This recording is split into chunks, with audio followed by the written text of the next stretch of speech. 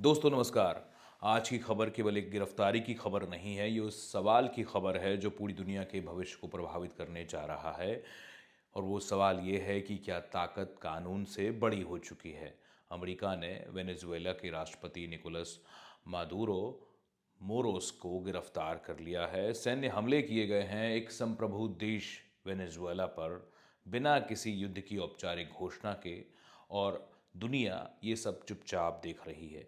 देखिए, Nicolas Maduro morose कोई संत नहीं थे। वे 2013 से वेनेजुएला के राष्ट्रपति थे। ह्यूगो चावेज की मृत्यु के बाद वे सत्ता में आए थे और पिछले एक दशक से उन पर सत्तावादी शासन चलाने के आरोप लगते रहे हैं। उनके चुनावों पर धांधली के गंभीर आरोप लगे, उन पर ड्रग्स की तस्करी से जुड़े नेटवर्क को संरक्षण देने के भी आरोप लगे। लेकिन असली सवाल ये नहीं है। असली सवाल ये है कि किसने आखिर किसने अमेरिका को ये अधिकार दे दिया कि वो खुद ही जज बन जाए, खुद ही जूरी बन जाए और खुद ही जल्लाद भी बन जाए। संयुक्त राष्ट्र मौजूद है अभी तक, अंतर्राष्ट्रीय कानून भी अभी तक मौजूद है, अंतर्राष्ट्रीय आपराधिक अदालतें भी मौजूद हैं, लेकिन अमेरिका ने ये तय किया है कि वो इन सभी संस्थाओं को दरकिनार कर खुद ही न्याय करेगा, बम गिराएगा और वहाँ के नागरिकों को की जान पर आफत लेकर आएगा, उनकी नागरिकों की जान भी ले लेगा।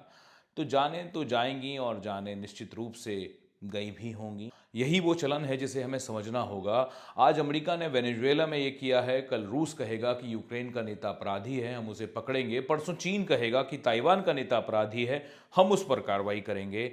और अब असली बात पर आ जाते हैं कि क्या ये मामला सच में ड्रग्स की तस्करी से जुड़ा हुआ है, या फिर असली वजह यह है कि वेनेजुएला के पास दुनिया का सबसे बड़ा तेल का भंडार है। लैटिन अमेरिका में अमेरिका का इतिहास किसी से छुपा हुआ नहीं है। अगर आप ध्यान से देखें तो एक पैटर्न साफ नजर आता है।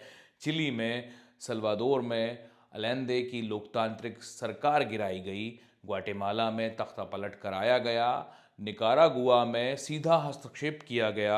हर बार दावा एक ही था कि हम लोकतंत्र को लाने जा रहे हैं, लोकतंत्र वहाँ बहाल करने जा रहे हैं, और हर बार नतीजा एक ही निकला। अराजकता आई, अस्थिरता आई और हिंसा हुई। हजारों लोगों की मौत हुई। इराक को देखिए, सद्दाम हुसैन को हटाया गया था, आईएसआईएस पैदा हो गया। उसके बाद लीबिया को देखिए, गद्दाफी को हटाया गया, पूरा देश अराजकता में डूब गया। आज हाल वहाँ बेहाल है। अफगानिस्तान को देखिए, 20 साल की जंग के बाद तालिबान फिर से सत्ता में लौट आया है। इसमें कोई शक नहीं कि वेनेजुएला की जनता बदलाव चाहती थी, लेकिन वो बदलाव उस जनता को खुद लाना था। यही वो लोकतंत्र था जिसकी इच्छा, जिसकी चाह वहाँ की जनता रख रही थी। वह बदलाव अमेरिका के बमों के जरिए नहीं आ सकता था, और शायद वो जनता भी ये नहीं चाहती होगी। इतिहास बार बार ये बताता है कि बाहरी सैन्य हस्तक्षेप कभी भी लोकतंत्र नहीं लाता। आज सबसे बड़ा सवाल ही यही है कि ताकतवर देश जब चाहें, जिस पर चाहें हमला कर सकते हैं, तो फिर अंतर्राष्ट्रीय कानून का मतलब ही क्या रह जाता है, और फिर संयुक्त राष्ट्र का मतलब क्या रह जाता है।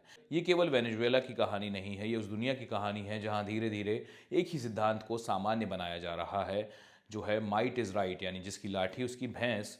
और अगर यही नियम वैश्विक राजनीति का आधार बन गया, तो ना किसी देश की सुरक्षा बचेगी, ना किसी की संप्रभुता बचेगी। सोचिए, सवाल कीजिए, क्योंकि अगर आज हम चुप रहे तो कल शायद बारी हमारी होगी। आप जहाँ भी हैं, जैसे भी हैं, जिस भी स्तर पर हैं, ऐसे मुद्दों पर आपका एक बार सोचना ही आपका योगदान कहलाएगा। तो एक बार इस बारे में ज़रूर सोचिए कि कैसे दुनिया इस तरह से हिलाई जा रही है, कैसे दुनिया की राजनीति को इस तरह से बदला जा रहा है। ये बात आपको कैसी लगी बताइएगा ज़रूर। इस बारे में अपनी राय भी ज़रूर दीजिएगा। वीडियो अच्छा लगा हो तो लाइक और शेयर भी कीजिएगा। मेरा चैनल सब्सक्राइब भी कीजिएगा। शुक्रिया।